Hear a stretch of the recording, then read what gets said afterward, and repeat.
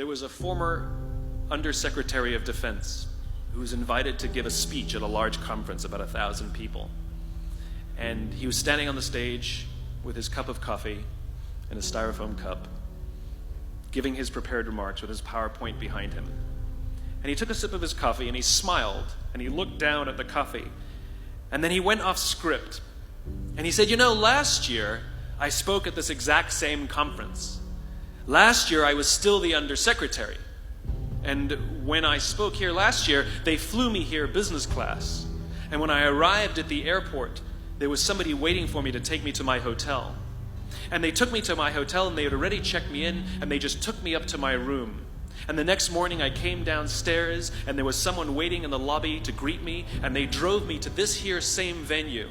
They took me through the back entrance and took me into the green room and handed me a cup of coffee in a beautiful ceramic cup."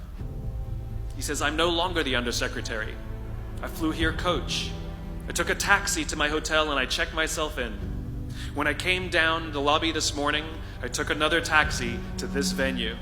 I came in the front door and found my way backstage, and when I asked someone, 'Do you have any coffee?' he pointed to the coffee machine in the corner, and I poured myself a cup of coffee into this here styrofoam cup."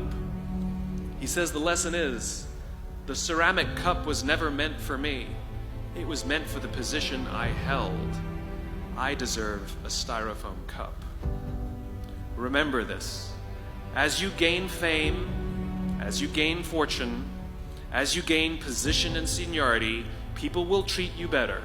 They will hold doors open for you.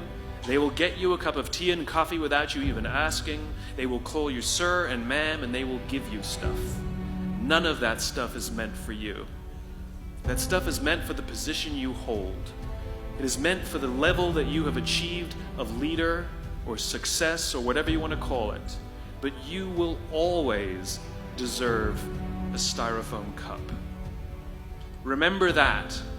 Remember that lesson of humility and gratitude. You can accept all the free stuff. You can accept all the perks. Absolutely, you can enjoy them.